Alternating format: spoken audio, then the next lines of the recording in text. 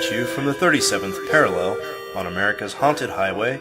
It's Pixelated Paranormal, your guide to the unusual and the strange.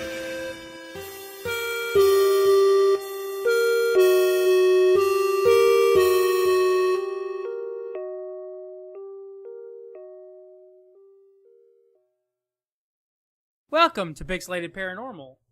I'm your host, Henderson Mann, and with us this week is the entire crew of Preston. Hi, everybody. And Sean. Well, hello. All right. We are back again. Back by popular demand. It seems that we're getting some good, getting the word out about our podcast, and it seems like some people are liking it. And if you do like it, please, go to iTunes and rate and review our show, and anywhere else that you can rate and review our show, wherever you listen. I'm sure that they have ratings and such. So, Sean, did you say you had a friend of yours say that we need to do this every week? Yeah, I was asked by one of our faithful listeners to do a weekly installment. Very weekly. Very weekly. So, even if we don't do a weekly, maybe we could surprise people with just a bonus episode. Look, let's not get out of hand here. Let's say we will try to do 5 shows in an 8-week period. Let's not make any hasty promises. That's just one bonus. Look, it's hard enough for Preston to find stories or fill out an outline, apparently. So Whoa! I just couldn't find any good news stories. Like, the news was pretty boring this week. But I found good stories that are on our topics, just not news stories. Yeah, we're going to be talking at the end of the show a little bit about black-eyed kids and some other strange phenomenon. Like the black-eyed peas. That is a strange phenomenon. So, but first, I kind of wanted to hit up a couple of stories. I fell into a little bit of a rabbit hole here, and it all started because I go to look for a lot of news stories on a website called Phantom and Monsters, and I seen this story pop up, and basically it was a time traveler at a Mike Tyson fight in 1995. Now, if you guys remember, Mike Tyson went to jail, and I can't remember how long he was in jail, but when he got out, they got him a fight. His first fight was with a man named Peter McNeely, and this was in 1995. And what's real interesting about this fight is it appeared on YouTube, and somebody caught in the background.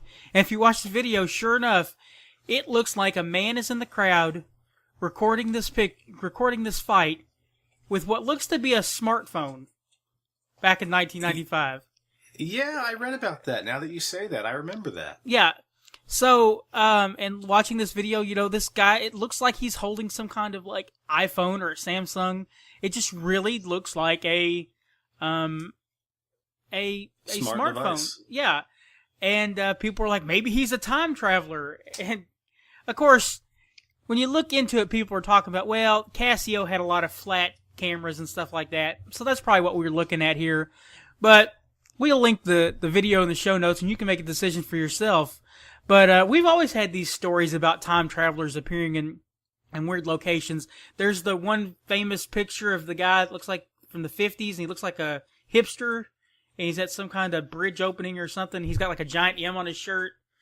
Does anybody else remember that story? Or wasn't he wearing like pilot goggles as well? Yeah, some kind of weird goggle apparatus. Yes, he was just really out there.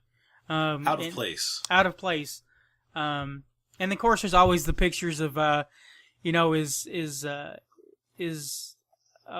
Nicolas Cage, is he a vampire because they had this guy that looks just like him in the 1840s, or that had his picture taken. So there's all kinds of weird stuff. But right. But yeah, take a look at that video. But the funny thing about that video is I was looking over it, and I seen at the bottom of the page, it linked me to another interesting story, and I kind of fell down a rabbit hole with this story. Now, I want you guys to take this with a grain of salt. I don't necessarily know if this story sounds like the biggest bunch of crap, but it is such the way it is told, and the story that's coming out about it is one of the strangest things I've ever seen about time travel. And it just seems like it all links together into some weird hodgepodge. It almost, to me, after reading the story, it almost sounds like maybe this was supposed to be some kind of, I don't know, some kind of advertisement for a movie or something that was going to come out, or what. But apparently in like 2010, I guess there's a freeway that runs through Paris, France, called the M6. There was a 17-car pileup. Now, you're thinking, well, you know, these things happen. It was totally an accident, you know. But it was a huge, huge mess.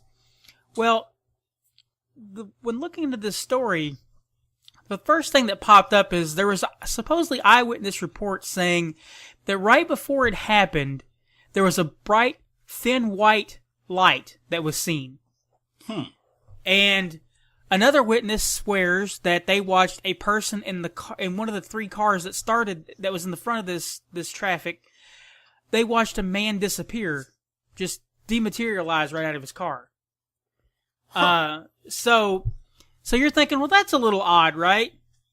Well, apparently the police didn't release the information about where the accident happened.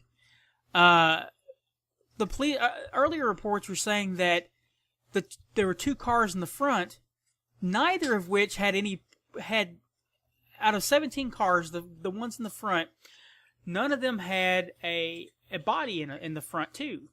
Basically, there was nobody driving them. There was no blood, no skin in this vehicle. It's as if no one was in there when the accident happened. When every other vehicle that was in this accident had blood, nobody was killed, supposedly. But so you're thinking, well, where was the people at? Did they really disappear? And the police let the story out, and it seemed like a lot of people were picking up on this. They called it the Paranormal Crash on the M6. And so the police didn't want to they claimed they didn't want to release the information about where this crash took place because everybody that had a theory about UFOs and any kind of weird thing would be down there mucking up crime scenes. But there was no claims that nobody was injured in the crash. But then the police came out and said, no, that's not true. There were 4 bodies. In the 2 vehicles, there was supposedly nobody in them. They were burnt, beyond recognition, as far as we can tell, except for not necessarily beyond recognition, but they were burnt bad. They were taken to a hospital, and did you have something to say, Sean? No. Okay. Go ahead. I seen you move your hand. So they took these guys to the hospital, and put them in the morgue. Preston. They took these guys to the morgue, and apparently while they were looking over their bodies, they noticed that there was some wounds, like in their chest area, where they had been stabbed by some kind of item. Now, this all sounds weird and crazy, and you're wondering where the time travel stuff comes out. Well, apparently a man was able to sneak into this morgue where they were keeping these bodies, and they have him on this video. And he pulls this weird device out of his coat pocket, and he looks at it, and he goes, supposedly he was the one that injected these men with something in the morgue. And basically the morgue operator said whatever he injected them with was called succinyl chlorine. I can't pronounce these medical terms. But he basically supposedly injected these men with this thing, and it would have made them unable to actually be driving a vehicle. It's all a weird story, but even more strange is before all this happened, somebody had a blog post that almost read like fan fiction of a diary, and basically it almost sounds exactly what happened that night. Now, you'll have to bear with me here. I can't find any. I don't know where this diary came from. I don't know if it was found on one of the guys that supposedly was, burnt up or whatever. But it tells the story about how they were supposed to be in these vehicles. Instead of warping into the vehicles like they were supposed to, they were actually where the crash ended up happening. And they seen the bright light, And apparently this was all written before all this actually happened in real life. So, but basically, here's what the diary said. He said, effectively, the events that were now taking place could have had serious repercussions for the timeline if they weren't thoroughly vetted prior to action, and I don't think that would be high on the trader's list of priorities. But while Roy and I were left pondering how we could best deal with our accidental guest, further developments were ensuring our return to the 21st century was going to be fraught with incident. A serious accident had taken place on the M6 at the precise location we now found ourselves standing at the time we left our vehicles. So whilst we were looking around in disbelief at the abandoned and overground motorway, wondering what our next move was, the vehicles we're meant to be driving were out of control and causing the accident. The crash involved about 15 vehicles and blocked the M6. Miraculously, no one was killed, but there were several serious injuries and the motorway was closed for the rest of the day and long into the night as the investigation of the accident took place.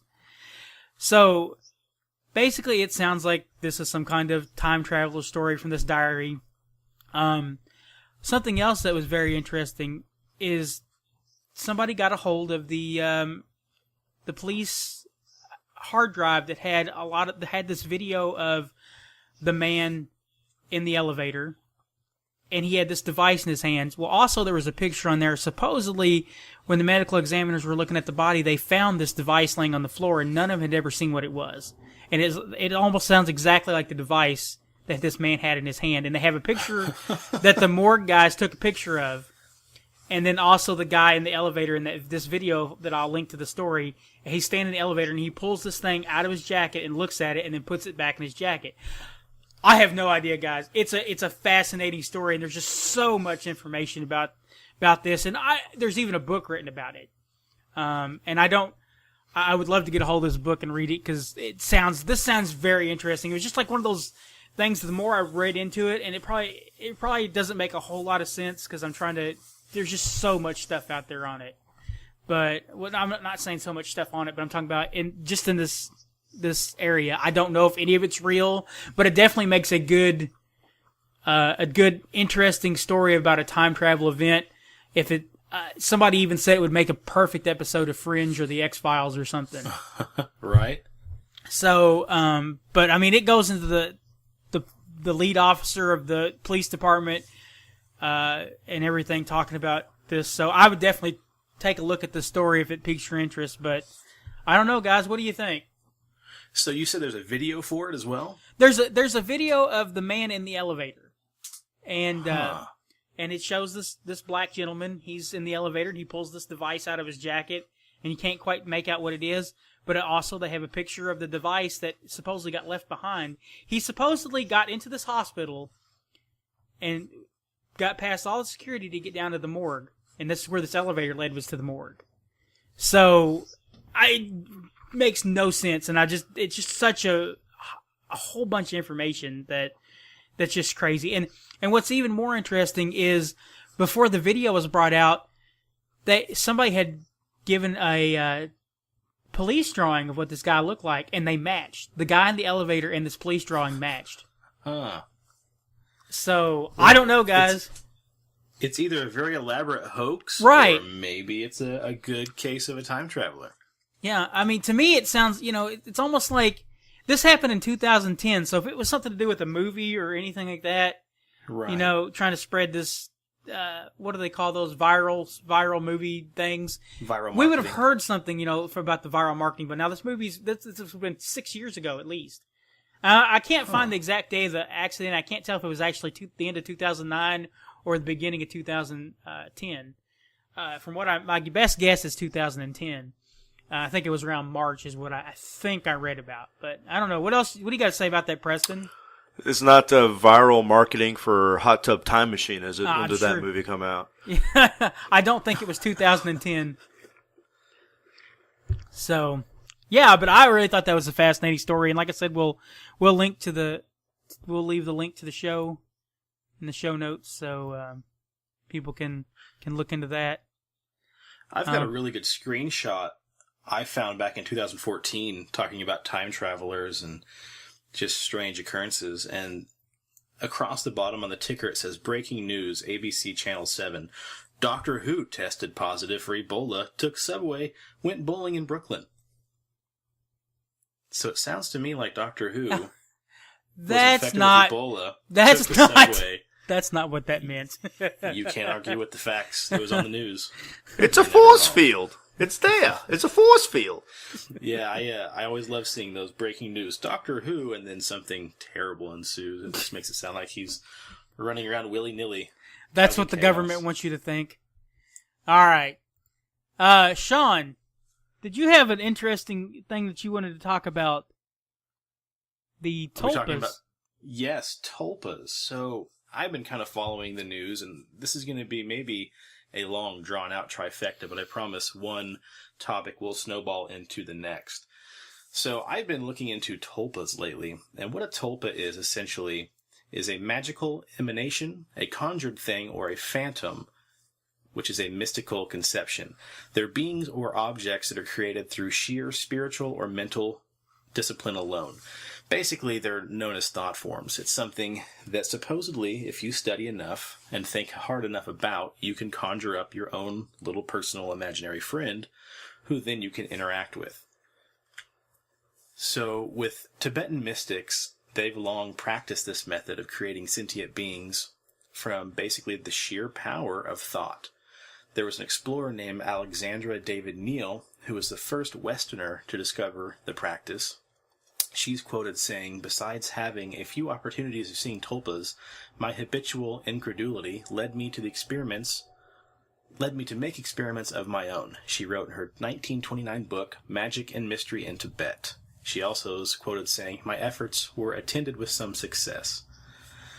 So basically, tulpas, for lack of better words, you could think of as imaginary friends. They basically, you would make one of these creatures or sentient beings for the sheer companionship, which means the most important aspect of making one of these things is being able to communicate with them. So you think of somebody, something, some being long enough, hard enough, giving them their own backstory, their own personality, and it's said that through meditation and just sheer will, you could then create a creature that you yourself can see and interact with. The problem I have with this is it sounds basically like imaginary friends that we had when we were little. Mm-hmm. If you go into the description of tulpas, it says, hearing a tulpa's mind voice means hearing thoughts that aren't your own, and you're able to respond to these thought voices with your own tulpa. Go ahead, Preston. There was actually a study done several years ago, and I can't remember which group of doctors put it out, but they looked at somebody who was suffering from schizophrenia or who heard like voices, and they put them on the machine that allowed you to look at their brain waves, and then they grabbed somebody who, quote unquote, can create tulpas, and they found that the people that are suffering from schizophrenia, the part of the brain is as active as the person who claims that they can create a tulpa.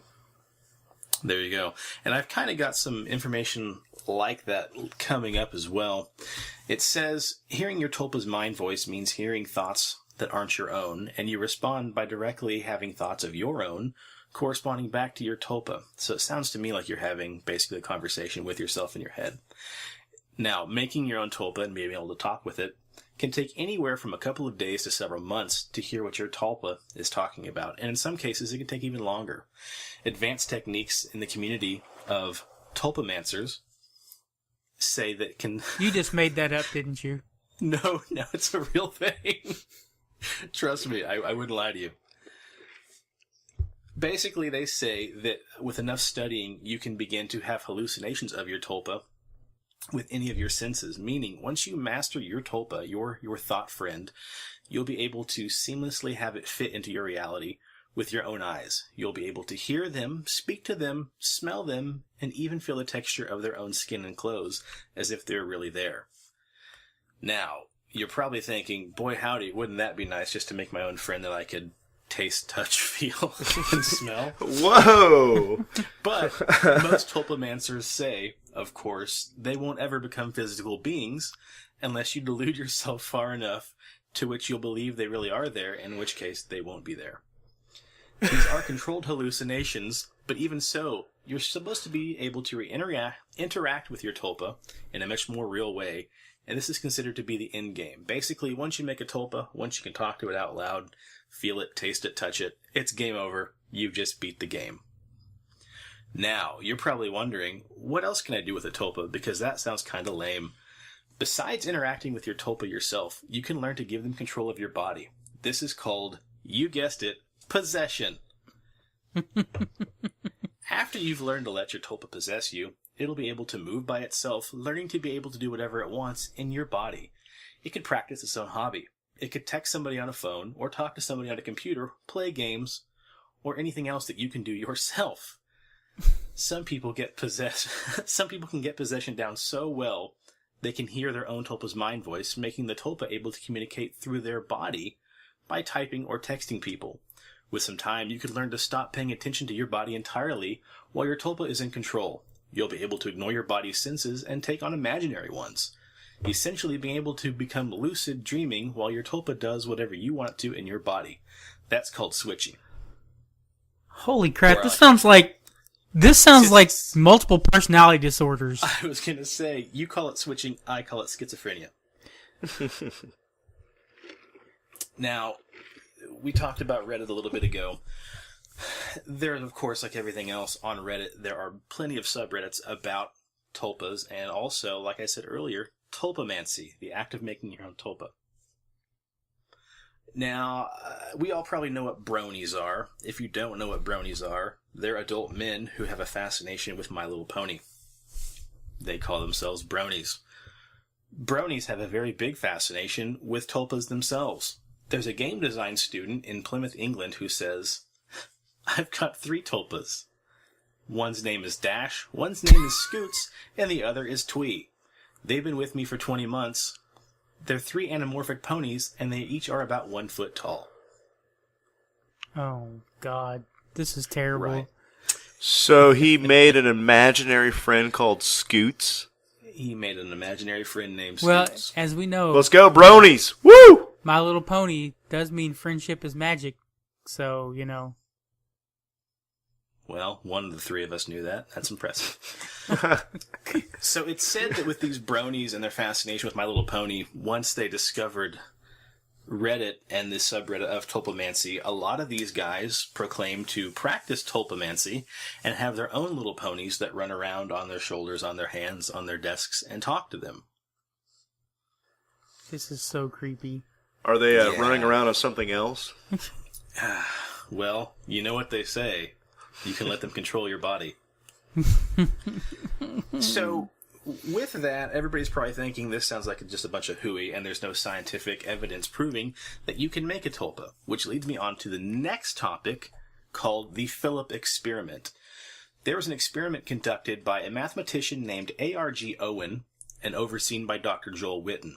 The test consisted of about 8 different people who were all given the task to think of a person, imaginary of course, give him his own background story, give him his own life, and throughout that, through the 8 people thinking about this one different thing together, they were supposed to be able to make one community thought form, named Philip.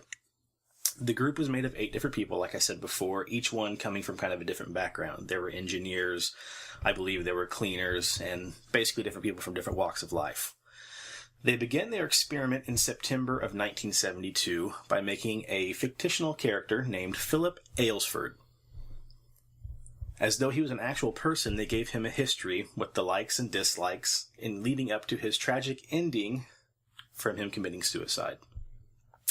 The history they gave him was pretty interesting. He was a Catholic Englishman aristocrat who lived in the mid-1600s. He was well off. He lived in a manor with his beautiful but cold wife named Dorothea and a daughter of a nobleman. Who was a daughter of a nobleman. One day while riding, Philip came upon a gypsy encampment and met a woman named Margot, whom which he fell madly in love with and invited her to his home, which he kept secret from his wife. So I'm not sure if maybe she just lived in the closet or in the basement or what, but good on him. Although Dorothea eventually discovered the truth and accused Margot of using evil witchcraft to seduce her husband. Philip, who was terrified of damaging his reputation, said nothing in Margot's defense, and the village ultimately burned his girlfriend at the stake for being a witch. Philip got so depressed that he hadn't saved Margot from her strange accusations, and she died because of his betrayal, that he ultimately killed himself, right around the age of 30. So, with making this creature named Philip, they thought, more or less, they were going to be making their own ghost Tulpa. And through the years of making, his background story and focusing on him, nothing really happened. They never really saw him. He never really communicated with them. So one day, they decided to go and try to hold a seance to see if maybe they could communicate with Philip through a seance, being as though not only was he Tulpa, but he was also a ghost. That's so weird. It's very strange. Very strange. It was thought that perhaps some of the members were having difficulty focusing on Philip because they knew he wasn't real. Holding something like a seance with dimmed lights, a table surrounded by chairs, and Philip's personal artifacts would hopefully create a mood that was more conducive to conjuring a Tulpa. And so they say it worked. During the seance, they said strange things started happening. Focusing their will on conjuring Philip, an unseen force started to tap on the table. Was it Philip? They had a system set up with asking questions. 1 thud meant yes, 2 thuds meant no. They asked him questions about his past, and he would answer 1 knock for true, 2 knocks for false, communicating with them through raps on the table. Of course, the group already knew the answers to the questions because they were the ones that made up his backstory, which was thought to be some sort of a control for the experiment. They eventually got through to him, and he began to give them new details about his life that they didn't know about, which contained oddly accurate information regarding actual historical events. He even developed his own personality, and occasionally the lights in the room would flicker and the table would levitate. Unexplainable noises were often heard throughout the room. He was beginning to become something more independent, something real. Eventually, the group opened their doors to the public, inviting others to bear witness to the strange seance. Footage supposedly exists of one of the events, but of course all I could find was dramatic recreations of the events. So the original experimenters couldn't explain the supernatural activity surrounding the seance table, and there are several possibilities for explanations on what happened during the Philip experiments. A lot of people say, just like all your old seances with Houdini and everybody between Houdini and the Philip experiments, they could have just been a bunch of tricksters, hiding in behind a wall, banging on a table, levitating the table, dimmed lights, dark atmosphere gives you plenty of room to hang some fishing line, move some chairs, stuff like that. So what do you guys think about that? What do you think about tulpas? Well, if we hear a lot of stories about tulpas in the areas that we go into, and there's been a lot of those stories that you hear in these foreign countries about the 8 men and stuff that attack the women or attack women and stuff like that. And they think that maybe mass hysteria can also create tulpas as well. So you start having this group of people panicked and paranoid about this creature that's coming to attack people or hurt their women. And the next thing you know, people start manifesting it. They start seeing it out there. They start seeing it on rooftops, right, watching them and stuff like that. So, who knows what the power of the mind can do? I mean, we've not ever unlocked all of our potentials, not to say that the whole 10%, we all know that's bull crap. You only use 10% of your brain, but there just seems like there's a lot of stuff out there that, we can't explain. What do you think, Preston? Well, I can't remember what the plantation was, but there is a plantation that's supposed to be one of the most haunted plantations in the United States. And they had this story of this black slave that got, hung on the ground. She was a witch. Her name was Abigail. And when some actual paranormal groups went in there and actually did historical research, and they found out that there was really no Abigail. There was nobody on that was actually there in that name. It was just a story that was made up. But so many people believed it over the years that when they went in, that the researchers actually got hits of a voice saying, "Yes, I'm Abigail. Yes, they hung me." So the idea that over a period of time, our collective consciousness can actually create these entities, and they take on a form of their own and have their own identity and can interact with us and, don't need us anymore. So. Yeah, it's tulpas. There's lots of interesting stories about tulpas, and who knows? There was a book, and I can't remember who wrote it, but the author had did some research with some shamans, and they had said that a lot of the Native American shamans created a thought form or a tulpa to guard burial grounds and things like that. So when people see Bigfoot or see werewolves or upright canids, that those are actually thought forms created by the shamans to help protect the Native American land.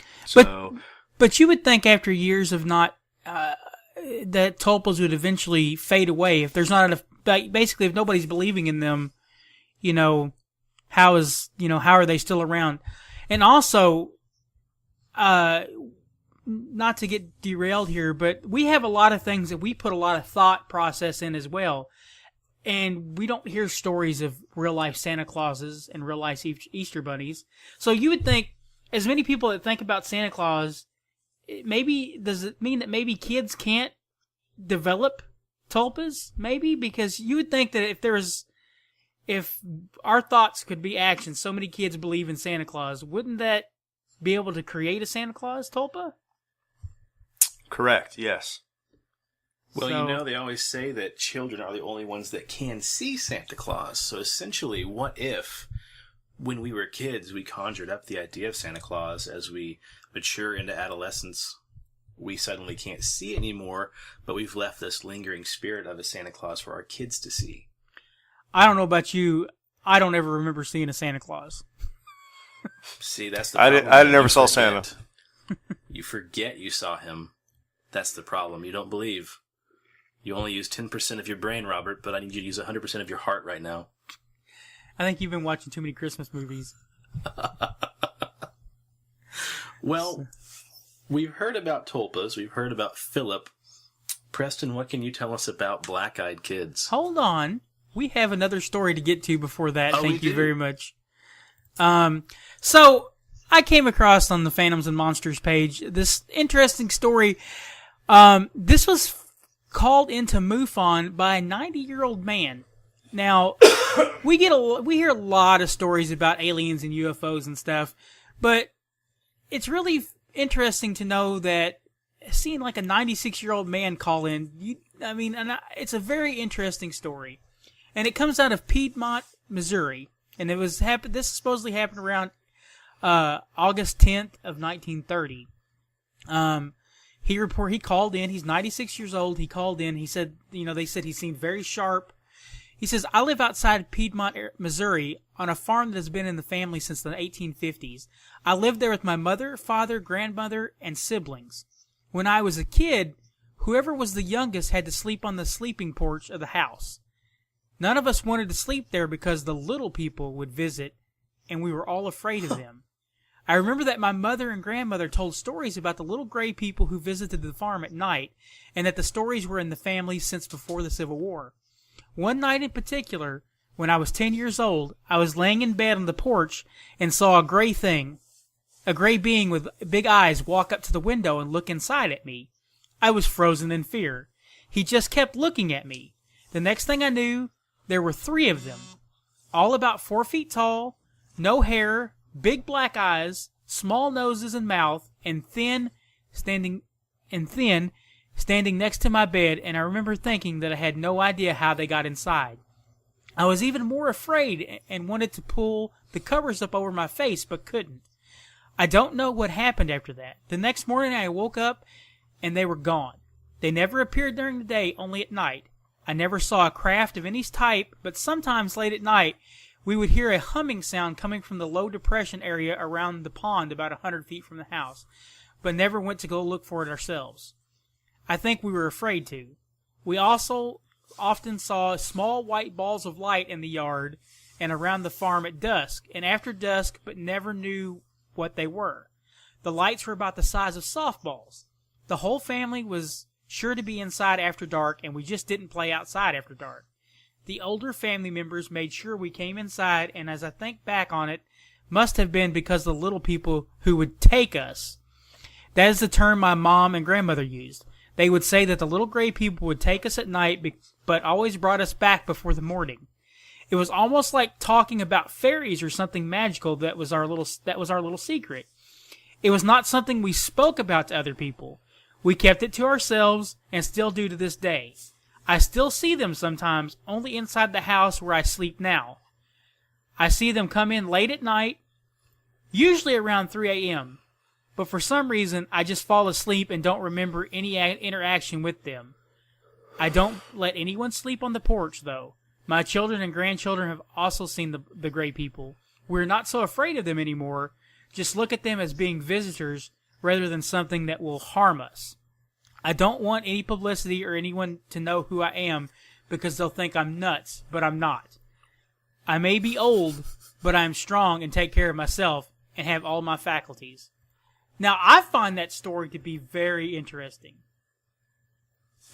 Yeah, for a 96-year-old man to retell that, I mean, you'd want to give it a little bit of credence. Yeah, it seems like he actually called in, so you know that he had to sound old, and this story seems like there's a lot of stuff that when you read this story that you hear in a lot of abduction stories. The humming sounds, the little gray men, they would be taken away and brought back, and also the whole fairy thing. That also intrigued me when they talked about the fairies and the little folk. And something else that really caught my attention is the 3 a.m. part. Because isn't that the witching hour? And don't we always hear a lot of... It is, yes. That's a lot of stories and stuff talk about the 3 a.m. thing. And it's just, an old farm out in the country, been there since the 1850s. The grandmother and mother of this 96-year-old man also talked about the little people. This is a pretty interesting story, and I was glad to have found this one, because you don't usually get stories... We always think about the real alien threat or whatever really didn't start till around Roswell. So, you don't usually hear a whole lot of abduction stories before that. And so, if this guy's telling the truth, this is something that was going on before the 1930s even, because he's talked about this when he was 10 years old. Well, they were taking his mom and grandmother too, and they've always said that alien abductions come down a family line. Mm-hmm. So I just thought this story was very interesting when I read it. So, do you guys got anything else to say about that? No, I'm just kind of speechless. All right. Now, Preston. Now we can talk about black-eyed children. Okay. So, looking at black-eyed children, I thought that I would come across some websites that are going to give me more of a historical background on these little bastards. Like, I could see kind of the big, history timeline of where they came from and when it all started. No, Wikipedia's got like a little 5-paragraph thing on them. You start to see stories in the early 90s, and then they just started taking off on websites like Reddit. There's millions of posts about black-eyed children. But as far as anything historical, like can we trace it back, you're not going to find anything. So black-eyed children, most of the stories are pretty much the same. You have a knock at the door late at night, 2 a.m., 3 a.m., and you're startled, you're woken up, and you go and you peer out the little eye hole, or you actually open up the door, and then you see often a pair of small children. They're usually in their early teens, maybe 8 or 9, and their eyes are pitch black. And most people report feeling dizzy, this like really kind of sense of creepiness, and before they know it, without realizing it, they've opened up the door, and now these small children are asking for can I use your phone to call my parents? Can I use your bathroom? And for some reason they just get this eerie sensation that they should just not let them in, and they're very persistent. You shut the door and you can hear them outside. Please, let us in, let us in. So I found on weirdweek.com that supposedly, now, like your story earlier where you said we have to take this with a grain of salt, this lady, who they didn't give her name, supposedly wrote in an email on her encounter with the black-eyed children that she actually let into her house.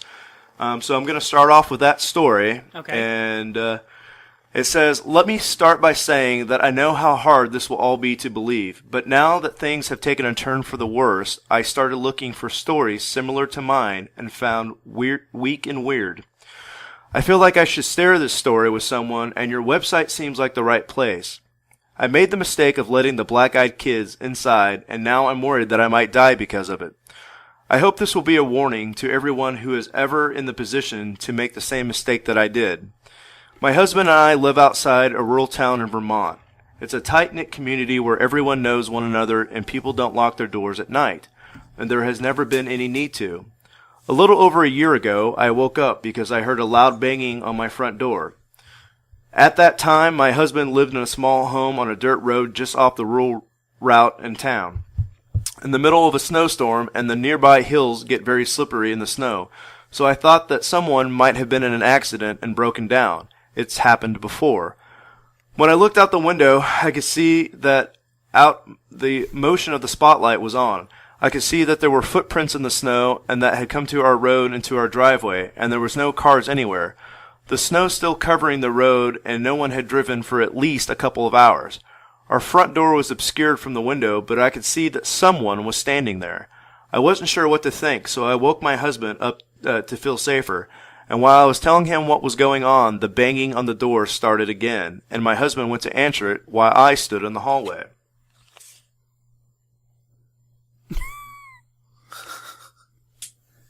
Suspense. When he opened the door, there were two children standing in the snow, looking toward the ground. There was a boy and a girl, and could not have been more than 8 years old. They were dressed strangely and had odd haircuts. The girl's hair was very long and straight, and the boy had a dated haircut that looked almost like a bowl cut. They weren't dressed for winter, and my first thought was that they must have been Mennonite children, but as far as I know, there have never been a large community of Mennonites near us. Thinking back on it now, that my normal reaction to seeing children in a snowstorm would have been to rush them inside and bundle them up with some blankets and some hot cocoa, but that was not how I felt this night. The children were very unnerving. They would not make eye contact, and when my husband asked them if everything was okay and that they could come in, my husband looked at me like, "What do I do?" And I asked the children again, "Where are their parents?" "They will be here soon," they said. It was around 2 o'clock in the morning, and at this point, the only reasonable thought in my head was that there must be an accident and these kids had simply got lost. As much as my instincts told me not to let them in, we did so anyways. I went into the kitchen to make them some hot cocoa while my husband took them into the living room, and while I was fixing the kettle, I could hear my husband talking to the kids. He was asking them if they were okay, where did they come from, how far they had walked, if their parents' car was broken down, and things like that. But they always answered the same, "Our parents will be here soon." They spoke in a sing-songy voice, and they weren't afraid to be in a stranger's home at all. I noticed that our cats, we had 4, were all hiding except for Pigeon, who was in the kitchen with me. Normally, our cats are very curious and friendly, and we have to be careful that they don't run out the door when we leave.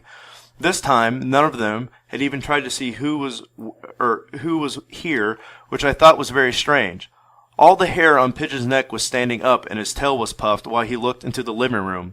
When I bent down to pet him to see what was wrong, he hissed and started growling and backed up until he hid himself under the kitchen island. I have never seen him do that before.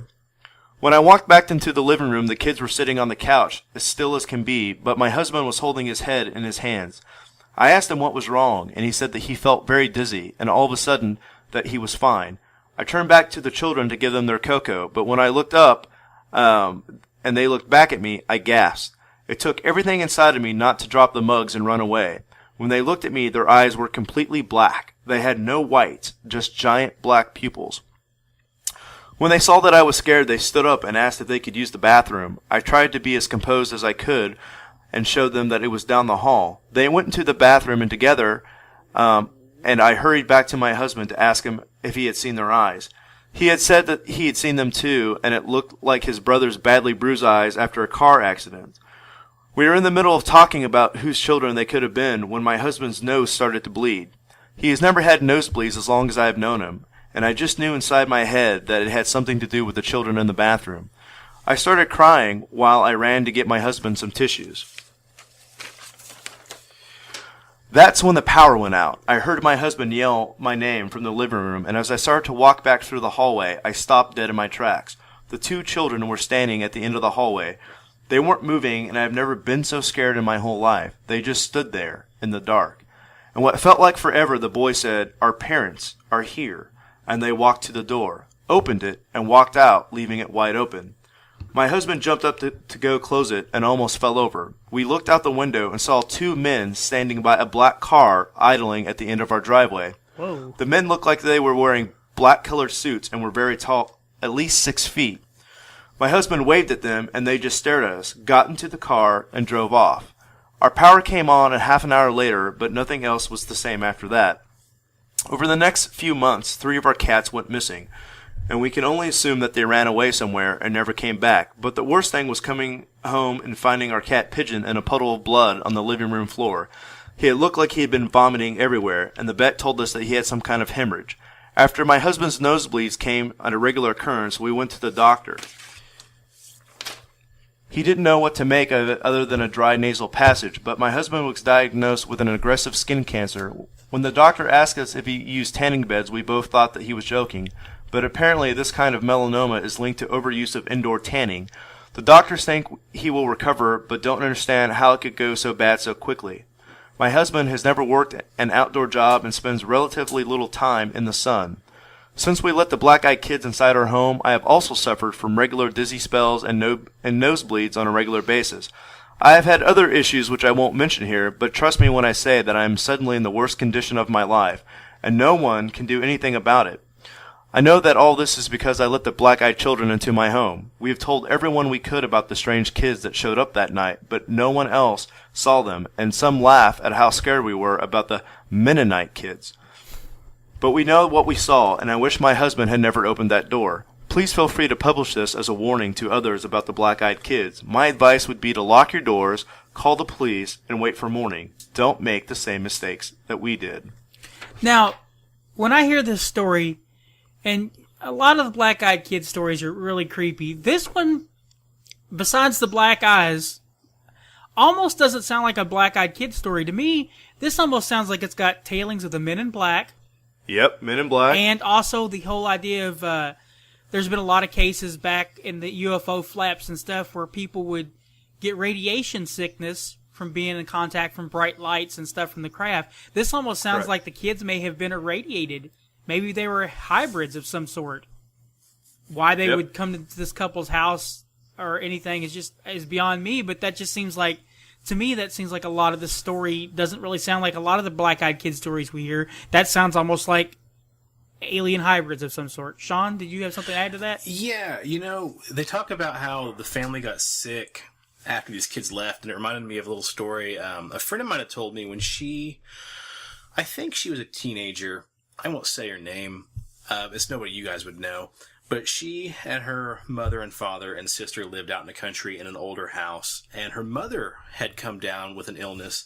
It wasn't related to black-eyed kids or Men in Black or anything like that, but it was really peculiar. She would get really, really ill, really tired, no energy to get up, walk around, eat. She couldn't sleep. She was just kind of in this constant state of, I guess you'd say lackadaisical. And she just didn't have the will to do anything. And what was strange about the sickness is the doctors couldn't figure out what was going on, why she was feeling this way, what was causing it.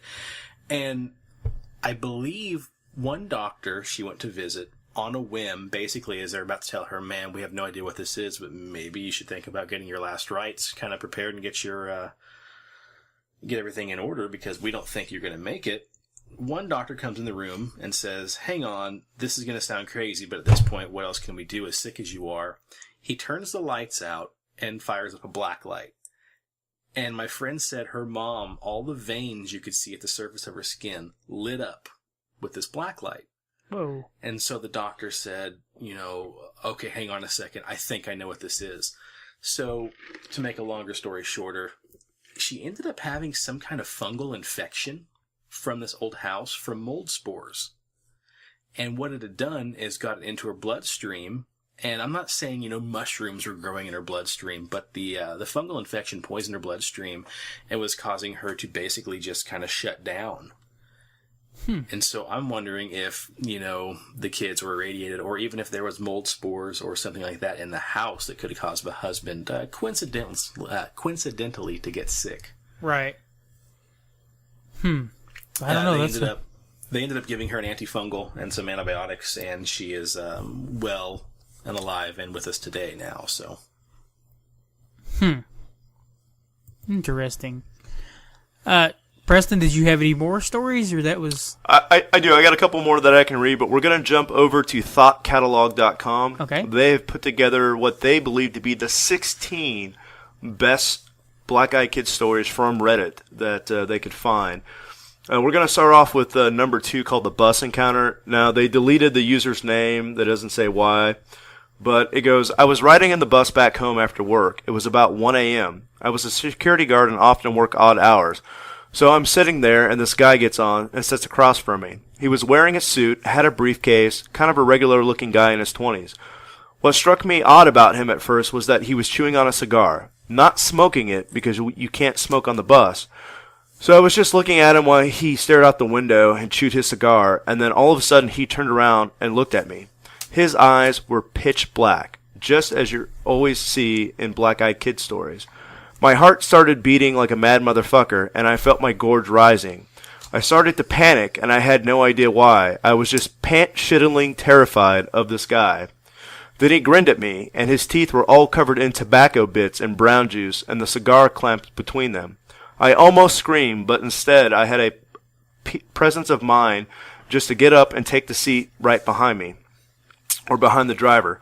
I calmed down a bit after that, but I kept an eye on the guy. He ended up chatting with some girl that got on, and they were still talking when I got off, and later convinced myself that he was just trolling me. However, and with a pair of contacts, but now I wonder, was it just that, or did I actually encounter a black-eyed individual? That just sounds like a creepy dude. I mean, who the hell chews on a cigar? I guess he needed that mouth cancer real bad. Yeah. All right. Okay, let's scroll down here. Give me just a sec for this to pop up. I know, it's not my fault, okay? It pretty much is your fault. Yep. Some of us come prepared, some of us don't come prepared, okay? Look, it takes a lot of work to fumble over a time travel story, all right? Okay, this one's called... Oh, come on. You Must Let Me In. And this is by Reddit user BigTaco123. On March 17, 2008, I had my one and only encounter with a black-eyed kid. Whoa, you're dropping out there, Preston. Wait, hold on. You're almost silent now. I think I heard his doorbell ring. I don't know, some ad popped up on this stupid website. That's what it was. We thought some kids came to your front door. Yes, they're knocking on the door. Okay, so March 17th, 2008, I had my one and only encounter with black-eyed kids. Before my experience, I'd never heard of anything that had to do with the black-eyed kids. I was 12. I was sitting outside of a hairdresser's in an old Chevy pickup truck waiting on my mother to get done with her haircut. About 15 minutes had passed, and I saw some kids walking back and forth along the sidewalk in front of my parked car. And at first, I thought I recognized one of the boys as one of my friends from school. So I banged on the windshield until he looked my way. It was not anyone I knew, and at this point, I was not scared at all, not yet. The boy walked over to the side of my car and just stared. I think to let me get a good look at his eyes, to freak me out. And let me tell you, if you've never seen a black-eyed kid, you have no idea what to imagine. Pupils as black as the night sky. The boy whispers, "You must let me in." And then I lock the car doors and duck down into the space below the seats. 5 minutes later, he's gone, and when my mother got into the car, she told me a boy with black eyes had came into the hairdresser's and insisted on my mother giving him the keys to the car. Whoa. She refused, and thank God she did. That's such a creepy story. Yeah. And now this one's called, and this will be the last one so we can move on to other stories. Right. This one's called They Just Stared, and this is from Freelancer47. This one time, it was early 2010, I was walking home from work and found myself escorting a young lady to her car. She asked me to escort her, and hoping I'd talk her into a drink or two. I'd already had a few myself, and possibly get a number, and probably get laid that night. I'm not going to lie, she was kind of hot. No shit though, she looked scared. I kept walking with her and was trying to at least coax out of her what she was worried about. Whatever.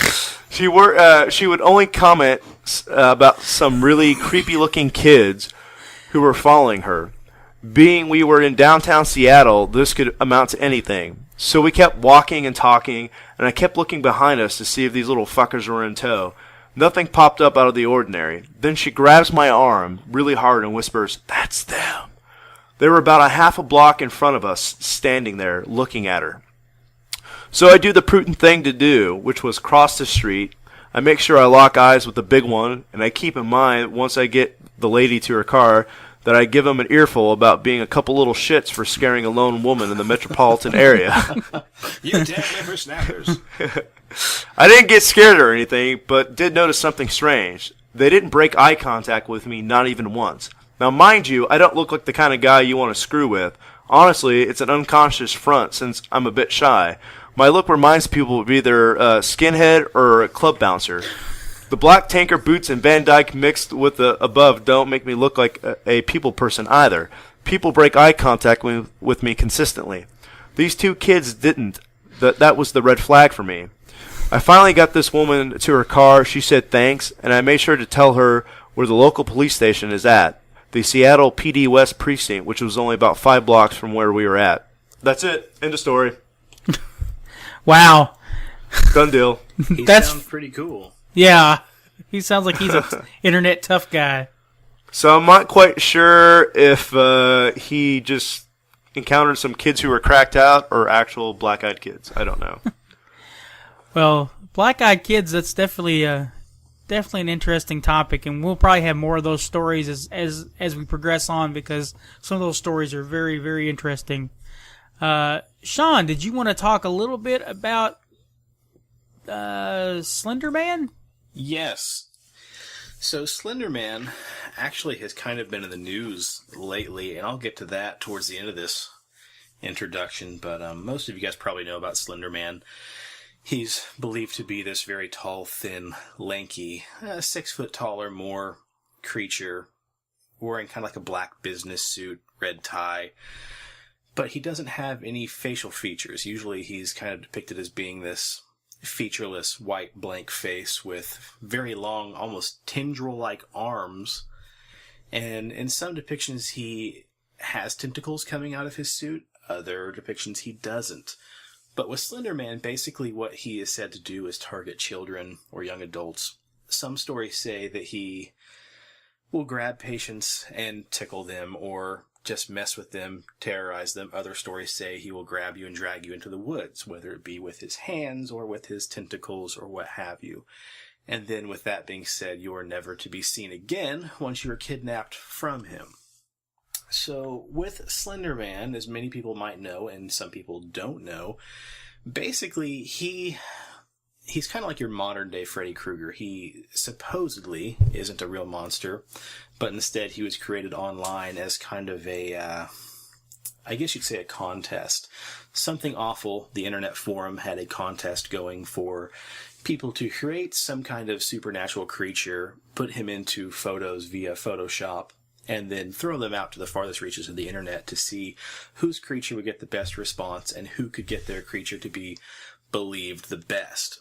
So the kid who made this, who goes by the name of Victor Surge, sent in 2 black and white photos to this contest. He ended up, I believe, if I remember right, being the winner.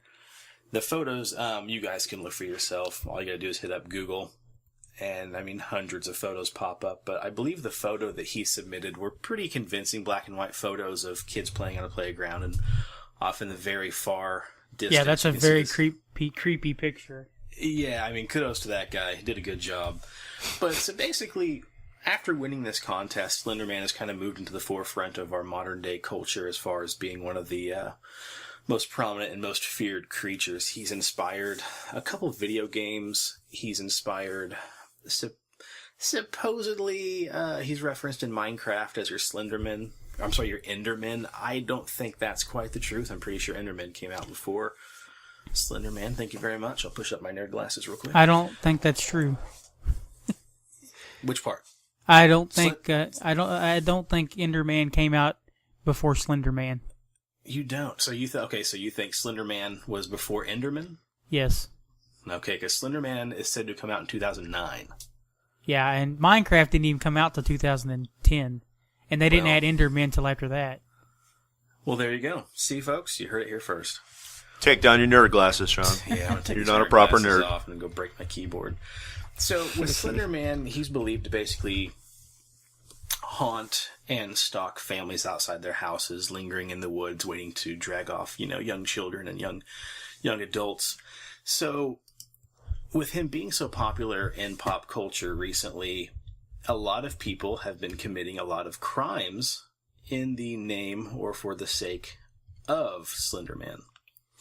I believe in May 31st last year, 2 years ago, happened 2 years ago, 2 girls nearly fatally stabbed their friend 19 times in the woods in the name of Slenderman.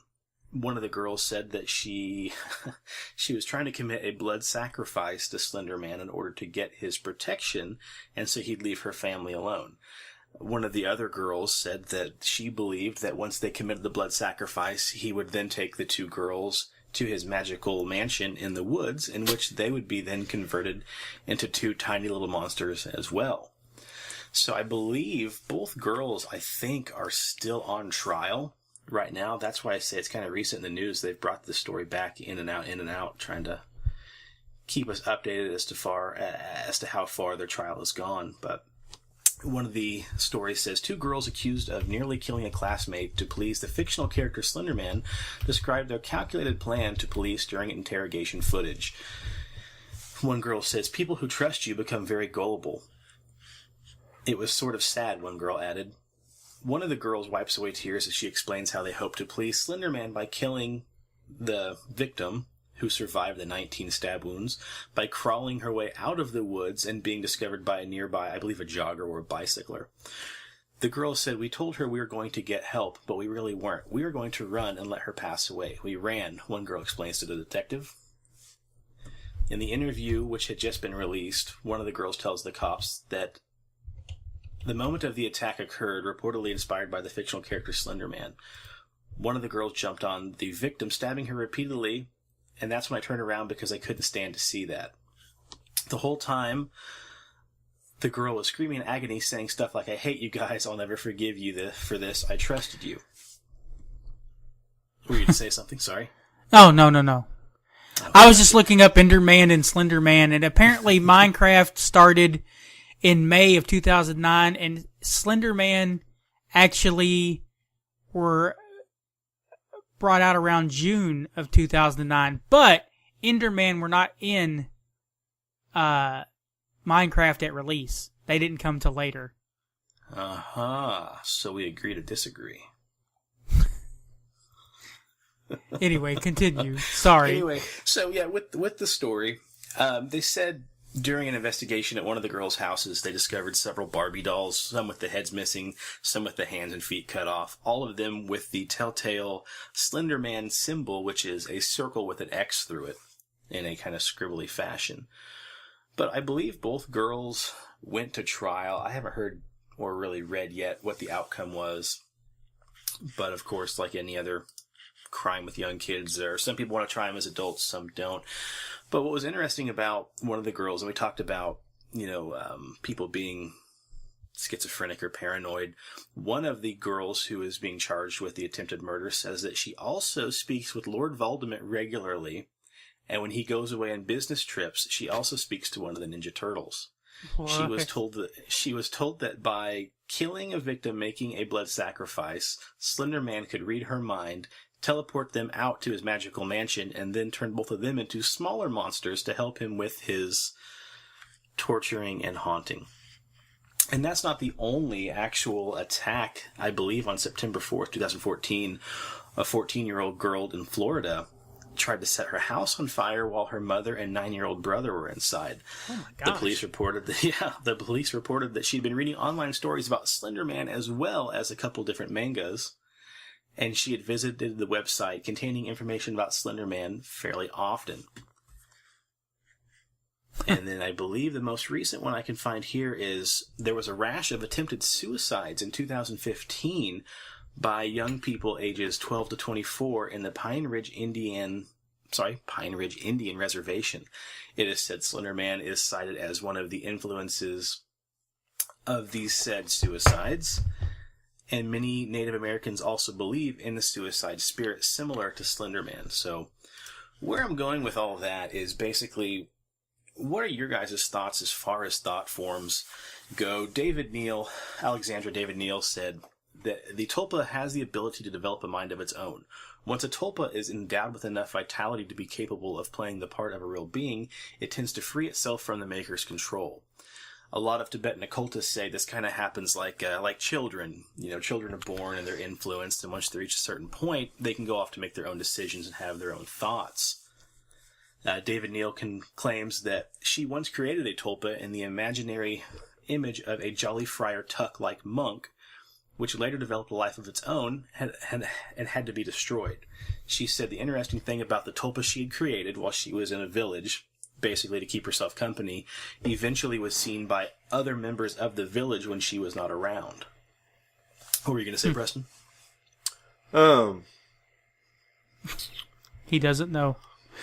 I got this cough forming, and then it broke my concentration. No, so with the whole collective consciousness, that because so many people started believing in this like Slenderman shit and looking into it, that it eventually did create its own thought form, and then it was able to manifest by itself. But then, like with the black-eyed kids, you don't give any power to it until you actually like let it in the house. And so maybe that whole Slenderman character or whatever it is, the entity, we don't give it any power until we actually start believing in it. And so the reason why it has such an effect or such a pull on people is because they genuinely believe, and that's giving them or giving that creature entity the power to take hold of them and to do these murders and whatever it is. There you go. That's kind of my thought, and a lot of people's thought on Slender Man is that if you believe in thought forms and tulpas, and what Alexandra David Neal says about her creating the friar, and then one day him getting kind of a conscience of his own, and he started going around the village on his own, people started seeing him, is that if enough people were to believe in Slender Man, much like the Philip experiment, could that maybe be what's persuading a lot of these people to commit these crimes and supposed sightings of Slender Man? Enough people have thought about this creature that maybe they have given it its life, a life of its own, essentially. Black-eyed kids, Bigfoots, and everything else. All I want to say is I don't want Slender Man to be real, because that dude freaks me out. So let's not... Everybody just clear your thoughts. Try not to think of anything. Don't think of anything. Just let it go. Don't think of anything. Who thought of the giant marshmallow, Ray? There you go. I tried to think of the most innocent thing possible. Slender Man, he was just there in the woods, out by the playground that day. I didn't think he could really hurt us with his tentacles and appendages. Oh God, what did you do, Preston? What did you do? It's looking at me, Preston. It's all my fault. It's looking at me. So, to add on to this, the murder, well, I keep saying the murder, the crime that was committed with the two girls that attacked the other girl, I believe I heard on another podcast, that story has been, I believe it had a documentary made about it, similar to The Making a Murder, which everybody and their cousin has watched. They're going to be doing a documentary. I think they said HBO bought the rights to the documentary, so soon everybody and their cousin can then watch this documentary. Interesting. So, I'm going to talk a little bit about... this is going to kind of wrap up our show a bit. This is going to be my antidote. Good, because I thought I'd been poisoned. Anecdote. That's what I'm looking for, the word there. Anecdote. And it kind of ties... Coaxocoxawaka? It's one of those things that's kind of like we've been talking about, thought forms and such. But I came across something that really freaked me out because at the time that this all was going on in my life, I hadn't heard of these things. And I picked up this book. It was written by a local man here in Henderson, Bart Nunley. he wrote this really informative book called The Inhumanoids. And I'll put a link in it. It's unavailable at Amazon. It's probably really hard to find because it was from a local author, so I don't know how easy it would be to find. But the book is fantastic, and he talks about everything in this book from Dover Demons, Jersey Devils, Spring Hill Jack, just the Kelly Hopkinsville encounters that we've talked about on the show. But one thing I didn't realize at the time is something called phantom clowns. Now, I don't know if you guys have heard these stories as well, but it usually starts out the same way. You'll hear about a kid in your neighborhood or something reporting to the police that a man dressed in a clown costume had pulled up to the kids, usually in some kind of van, and trying to lure the kids in with candy or toys, trying to abduct the children. Have you guys ever had anything like those stories in your neighborhood? Nope. I haven't had any stories of that, but I know in Florida, I think there were a lot of reports going around of this clown that was showing up on, abandoned highways or old dirt roads, and he'd just be standing there with a handful of balloons, ushering for people to go down these old dirt roads. I'm not going to say not menacing, because that's kind of menacing, but he would never act out or try to attack anybody. But then I believe there was a rash of sightings, I think last summer, in a lot of different towns, of just random creepy clowns waving at people as they drove by with balloons. Well, those were just... Beep, beep, Richie. Those were hoaxes. I remember that. Somebody was actually doing that to freak people out. However, this story, what's really interesting about the story is it's happened in a lot of places. And usually it'll go on for a few days, and then you'll never hear anything else about it. What's funny is I didn't know about this at the time, but it actually happened when I was in 8th grade. And me and a friend at school had actually got really interested in trying to catch this clown. I mean, we were being young detectives in 8th grade, We had our feelers out, all right? We all had cousins and such that were younger than us, and they would go to school and they would start asking, "Hey, have you seen the creepy clown guy?" And we had this whole network worked out where we had kids walking around with trying to lure out the clown so that they could help catch him. But it became a running joke because it got out of hand in 8th grade. A couple people found out about it, and it became the biggest joke to everybody that we were looking for this fucking clown. All right. But we never did find him. But let me tell you, it wasn't for a lack of trying. All right, we were working day and night. At school, we talked about it, and when we got home, we would call each other trying to find this goddamn clown. But what's really interesting about that is because Bart wrote about these phantom clowns, and this is the first time I'd heard about it. I just thought it was some kind of weird pedophile, trying to lure kids into a van. Right. And he said the first incident took place in late April of 1981 in Boston. They said they were warned the community that a man dressed as clowns were harassing elementary school students. One of the pedophiles was seen wearing a clown suit from the waist up, but from the waist down, he was wearing nothing at all. The clown was seen driving a black van near Franklin Park and Roxbury area of Boston between the hours of 4 and 6 p.m. So you're thinking, oh, well, that, just happened once. But then these sightings keep popping up everywhere. And like I said, this happened in 8th grade. But it also, that would have been about 91, 92 for me. I can't remember exactly. I'd have to find out what time. I want to say it was 91. But Bart wrote in his book that apparently it also happened in 2006 as well, and I do remember this, and I also remember it happening in like 1996 as that well. So it's almost like it seems like there's like so many years and then it happens again. But he said... So... Go ahead, Preston.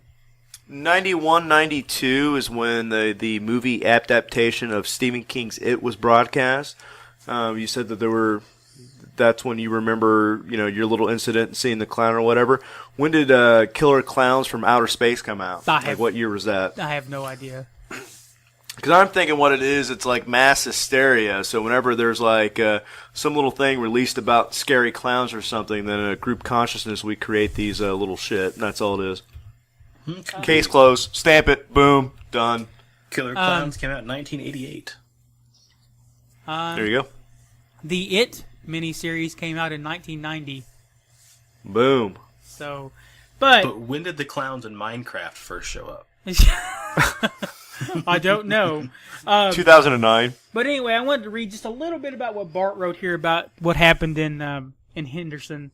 I saw one such clown in the summer of 2006 in the hometown of Western Kentucky. As a Fortean, I was well aware of the Phantom Clown's phenomenon. Even so, I paid little enough attention to the clown-driven vehicle, and I certainly never expected that my hometown was about to experience a Phantom Clown scare. Then a couple weeks later, local newscasts mentioned that area police were on the alert for a white van driven by someone dressed as a clown. The van had apparently approached some local school children, and the clown, quote-unquote, had attempted to coax youngsters into the vehicle. Terrified, the children fled to adults, and the van drove away. Several incidents were reported, after which nothing more was heard. Police never caught up with the clown. So, it's just one of those stories that you hear occasionally, and you can do a little investigation on that and find out that this has happened all over the United States. So that was just my kind of little personal anecdote, and also, Preston believes now that it's clowns from It, so. But Mass hysteria mass clowns. hysteria. What about you, Sean? What do you think? Is it just a pedophile mass hysteria? Yeah, I think that's a lot of it, because if we talk about the clowns waving at people's balloons, you say it was a hoax. I actually read a story about police arresting one of the guys, and he just said, "No, it just seemed like a funny thing to do," and I thought it would be Well, really that's what I fun meant and by kinda... hoax. Oh, okay, gotcha. So Yeah. I think kind of like what Preston was saying too. Clowns are always scary in at least American society. I'm not gonna say everybody, but a lot of people are scared of clowns. And it Well, just adds on to it. Did you listen to the latest episode of Mysterious Universe? I did not. Well, because now they're saying there may be a correlation between people being afraid of clowns and alien abductions.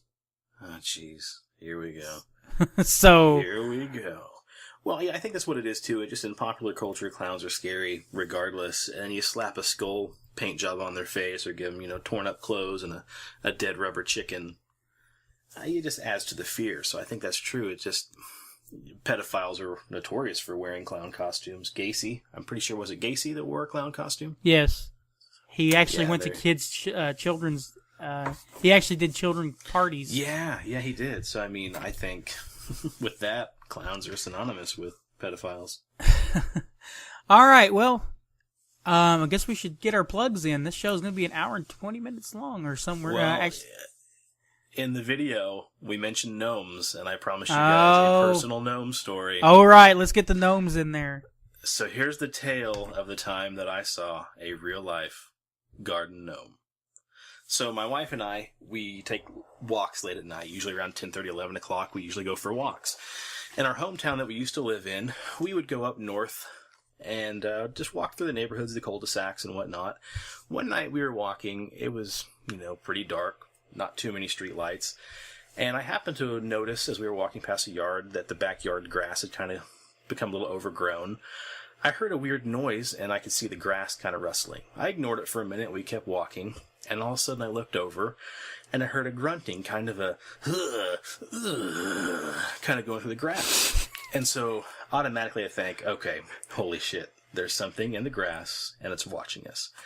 I look over a third time, and I can see what looks like a pointy little hat sticking up out of the grass, and two little eyes watching me peeking through the blades of grass. So, as any other brave, 20-something strapping young man did, So you put your wife in front of you and ran like a little bitch. I yelled out, "Holy shit, what's that?" Jumped behind my wife and pushed her forward. She said, "What are you doing?" And then we both looked over to the grass, and I said, "I think there's a gnome. I saw a gnome." And she said, "No, you idiot. That's a skunk."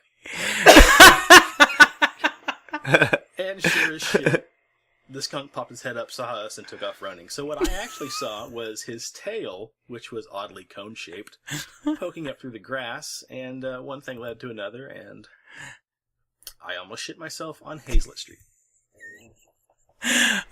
So the tail was like. That's funny. The sound of it groaning and grunting. A lot of like raccoons, skunks, and possums kind of make little groaning noises, and it's dark outside. It's late. That's probably it sniffing. Was me thinking it was groaning. That's kind of funny because I have my own quote unquote gnome story. So I work in a hospital, and our area where we do our laundry is out back. So there's this little building that we have our washers and dryers and stuff in. And back in the day, the door used to get stuck open when it would open to go in there. It was an automatic door, but sometimes it would get stuck open. And I'm doing the laundry out there, and I come lollygagging back there, and I walk in the door, and I look over and I see this little cat walking around inside the laundry facility, and I'm like, oh, there's a cat? Oh my God, that's not a cat. And it looked at me, and I was like, it's a fucking skunk. And that little bastard started walking towards me, and I took off running as fast as I could. And it was almost like I looked back, and it was like, hey, where you going? I want to play. You look fun. I just want to cuddle. And then I went and got my supervisor, and I'm like, there's a skunk in the laundry room. What do we do to get it out? And she's like, I don't know. So we tried to call maintenance, and maintenance like, well, go get it out. And I'm like, well, I'm not getting sprayed with this damn thing. So sure enough, I went in there. I would go around every corner with a broom, ready to bash this thing in the head before it could hit me with anything. Never did find it. It must have left after I came in there. But that's my gnome story, Sean. That's my gnome story. So then your boss is like, okay, just call Sean's wife. She'll deal with it. Anyway, let's get our plugs in. Sean, do you have anything that you would wish to plug? Not currently. I have been listening to a really good podcast. Unfortunately, I haven't researched it enough to find out if it's over with. There is a great podcast. It's, I believe, over in England, in the UK. It's called suspense. Drum roll, please. Oh my God. I'm sorry, guys. It's called The Parapod. It's two British comedians. One guy fully head over heels believes in all things paranormal. The other guy, he does not, and it's just a laugh a minute. Basically, the one guy's telling stories. Your other guy, the non-believer, is just debunking every story and making a mockery of this poor soul. But yeah, it's pretty great. There's about 30-some episodes, 2 seasons. I don't know if season 3 is about to come out yet or not. I'm, I think, 5 episodes away from finishing. And yeah, check it out, Parapod. It's a good one. Alrighty. Preston, you got anything that you wish to plug? No. I mean, you already mentioned at the beginning of the show, we're up on iTunes now. Rate, review us. That helps get us out there. You know, say nice things. Don't say mean things. All right. And I want to plug a few podcasts on our network and friends of our network. Let's first of all plug the Pixelated Radio podcast. I almost called it Pixelated Paranormal. I don't know why I would have done that. I've heard that show's good, though. Pixelated Radio. You can find us at pixelatedsausage.com. And also, Mark has his own personal podcast with his grade of nonsense called the Pixelated Sausage Cast, which is just him singing and talking about video games and mostly anime. So much fucking anime. And then... who likes anime? Ugh. Apparently Mark does. Mark likes it a lot. It used to be a show about board games, but now it's about anime, and him doing nonsense.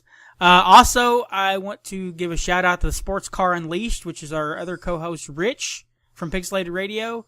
It's his Formula One racing podcast. I think it's Formula One. I don't know. He does all kinds of sports car racing stuff.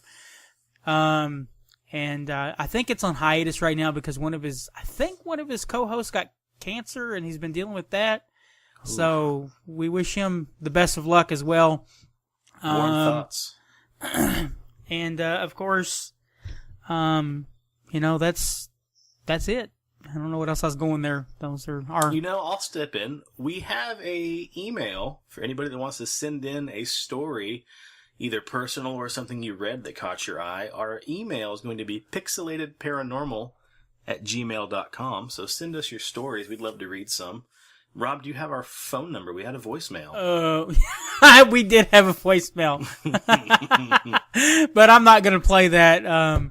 Apparently Patty has has given somebody our phone number, and this woman calls about 6 times a day now, and she's only left one message, and it was Patty. Was spooky. Yeah, it was. Oh, I didn't know about this. What'd the message say? You got to play the message. I got to hear it. Message, and I put it in the stupid chat. First off, if you've been paying attention to that. I didn't pay attention to the fucking chat. I'll forward where's the chat? Give me. Okay, good. I got to hear basically, this. It was just him saying, Patty, I don't. Is this your number? And it says, it's not working. Well, obviously it's working, lady, because you're calling the number and you're leaving a fucking message.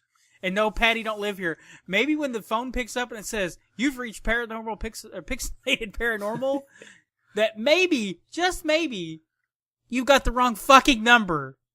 Don't blame Patty. You should change it to you've reached Pixelated Paranormal Podcast. Patty don't live here no more. Patty hasn't had this number for years. Patty don't know her name. Number. I'm trying to find the number. Now I've done lost Maybe the damn she has numbers. amnesia. Maybe that's the problem. Patty doesn't know her name, doesn't know her number. Poor thing. I don't know where her number is. Neither does Patty. We need Patty. Patty, where are you? Patty, if you're listening right now, you're lost. Oh my gosh. Well, you assholes gave me such a hard time earlier about not having the story loaded up, and then look at this, we don't even have the number up and going. Well, shut up. If somebody would look it up. Jesus. Hold on, I think I have it here. We're cutting, the last 20 minutes of this out now? Oh my God, that's not even the right number. This is pure comedic gold right here. You gotta leave this in. Here we go. The phone number is 707-520-4263. That's 707-520-4263. That is our number. Call, leave us all of your voicemail messages. Tell us about your scary stories and anything that you want to share with the Pixelated Paranormal crew. And I hope you guys like the show. Like Preston said, please rate and review us on iTunes. And we will see you guys again in 2 weeks. Hopefully. If I don't murder somebody by then. Ooh, don't do that. Alrighty. Everybody, have a good evening.